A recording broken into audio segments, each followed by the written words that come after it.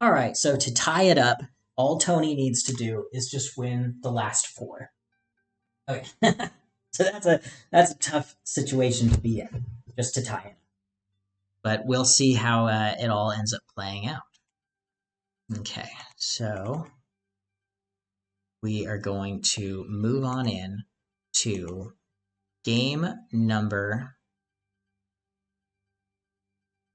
9 with this next game right here. So you see the ELO, you see that, and now we're going to switch out for game number 9's ELO differences. And start right in. I'm feeling good. Wish I had like another caster next to me, somebody else who like knew Seven Wonders Duel and really appreciated it, and they could bounce off of me, and so there wouldn't be so much dead air because my voice is shot and I've got like a trickle of water left. But here we go. So Tony's got 811, and then Frankenstein took a huge hit of about 20 elo right there. Okay, so now we will move on to game number 9. Looking at the wonders, those are some beautiful wonders. I would imagine Tony's going to start this one. They're going to take Courier Julia. Then Frankenstein takes Hanging Gardens and Piraeus. And then we're going to see whatever those next wonders are. But the first cards that will be taken, I'm thinking the Stone Reserve, very important to take. And this middle politician shouldn't matter too much. You don't care about this one. Maybe they take this one. I'm thinking just the two cards that are going to be taken first are the Stone Reserve and Glass, because it seems like these players really value the gray cards, especially Frankenstein. So we're going to jump right into it. Okay, so going to the end of the game here. Tony taking Courier Julia, like we suspected. All right. And they get a conspiracy with that, of course. But what is the right conspiracy to take? All right, and then Hanging Gardens and Piraeus, we predicted that. Frankenstein taking Great Library, or giving away Great Library. But now Frankenstein taking Divine Theater, so they have 3 powerful wonders, and then this sad wonder of Great Lighthouse. Okay. Now Frankenstein going to, Tony taking the Glass from Frankenstein, and then Frankenstein taking the Stone Reserve. I would have given Glass to Frankenstein. I would have taken Stone Reserve instantly, but we'll see. Our play styles are different, and I'm learning. And maybe if I get to a high enough level, I can be like these players and take gray cards more often. Okay, so Frankenstein taking a mythology token of Mesopotamia, putting it close to their opponent. Tony put a Roman god close to themselves. I wonder if they're thinking this game's going to come down to military. Likely they put a political card, the Neptune, close to themselves, and that'll help with a political victory. All right. So now Frankenstein has the golden 2 blues to Tony's only 1 blue, and that should be difficult. Frankenstein lost control of Senate Chamber 4, and so now Tony going to take the a Phoenician god. Where are they going to put it? Close to themselves again, I guess. Finally, Frankenstein gets the gray card that they love. Even with the Circus Maximus being out there, they are not afraid to take gray cards. Important to note that. That's something to be thinking about. And it's a very cheap Circus Maximus too. That's only a 2 coin Circus Maximus.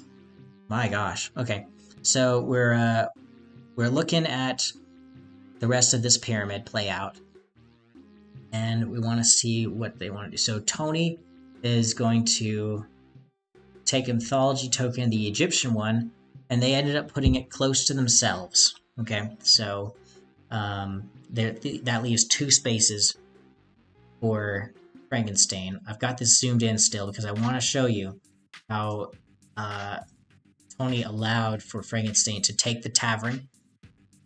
Now Frankenstein's at 15 coins, doing really great. Tony only at 3 coins, and Tony just had 6 coins. They had to spend 3 coins to get a conspirator. getting their second conspiracy.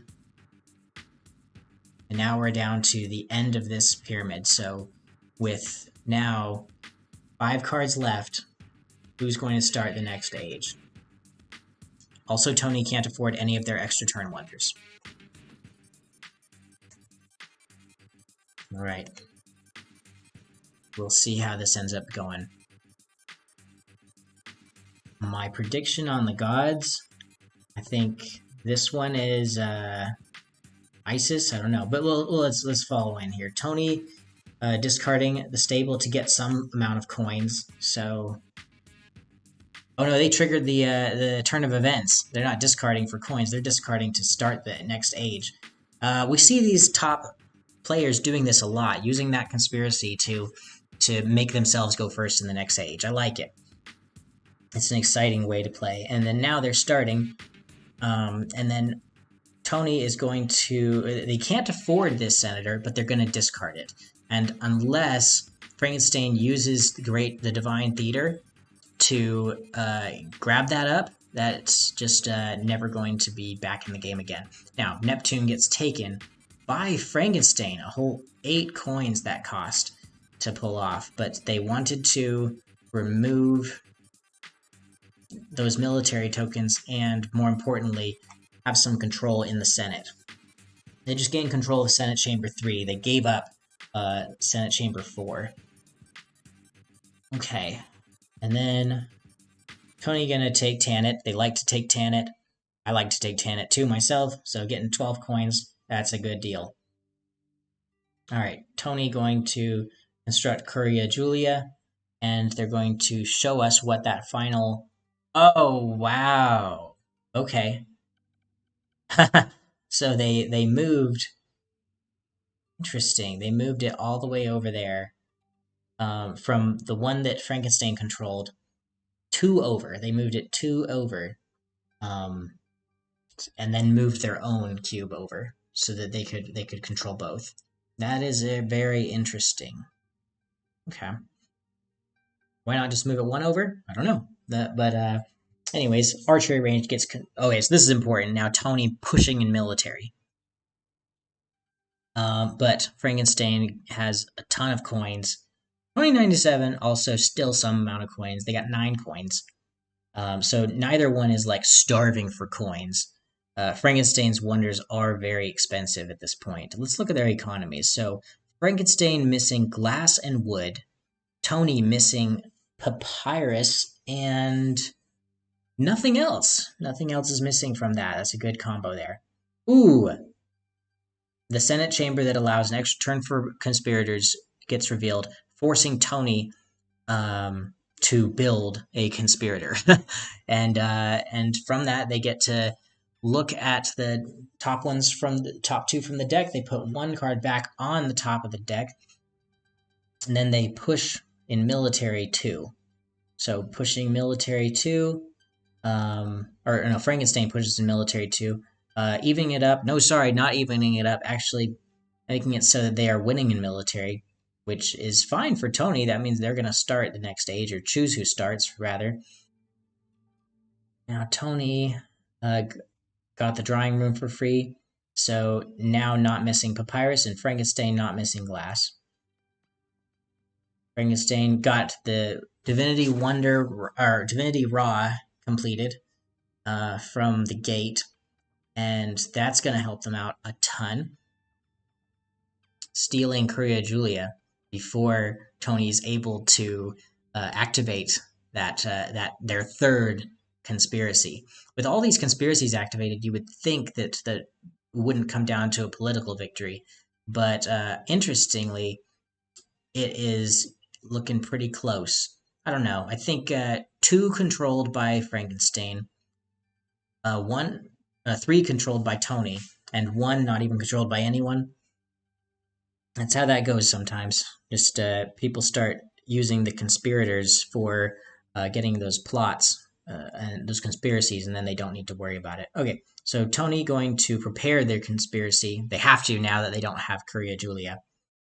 Frankenstein going to go the way of the points and get even more points with that blue card. and also have an advantage potentially in politics with one more. Alright, Anki gets taken for 7 points.